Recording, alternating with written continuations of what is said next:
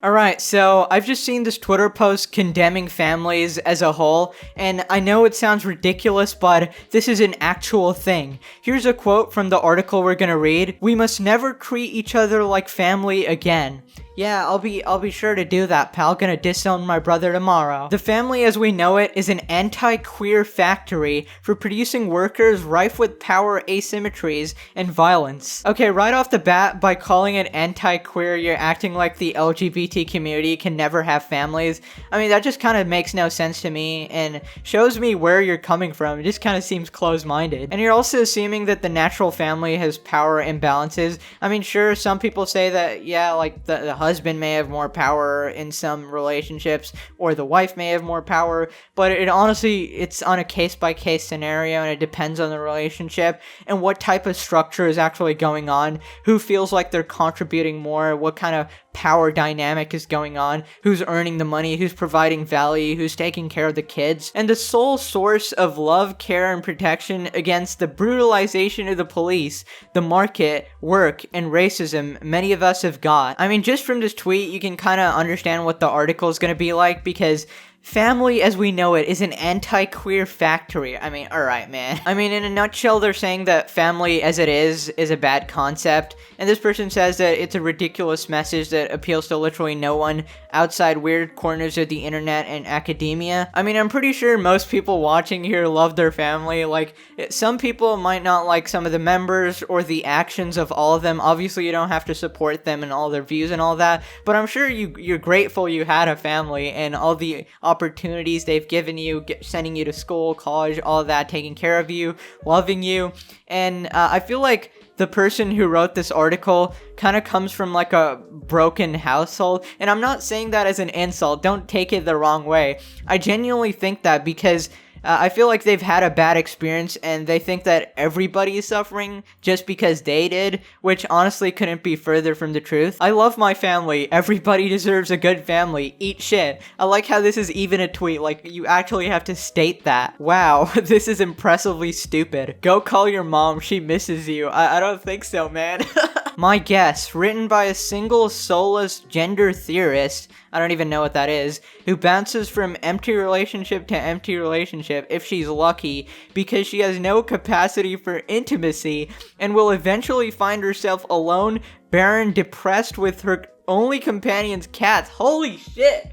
That's a roast and a half, goddamn. Weird take. I had a family as a kid. I was raised not to think queer was a bad thing, but at public school, I got thinged and called thing. My family taught me I could do anything I set my mind to. My public school teachers shamed me for failing to confirm. I'm pretty sure that the person who wrote this article thinks that parents are these boomers that always condemn the LGBTQ community, but honestly, it's a coin toss, right? Like, your teachers could be just as bad, and your family could actually be the loving and supporting ones. You can't really attribute all families as inherently bad. It just seems like a garbage take, man. What can I say? I did not think it was possible to fit every lazy Twitter cliche inside a single tweet. Well done. This is profoundly evil. I mean, I guess it kind of seeks to destroy families as a whole, but I think that's a bit far. I don't think that's what they're trying to do. Maybe it's just like an ignorant writer. It could be an evil person. I don't know. Alright, so here we have the article. The thing is straining the concept of the family.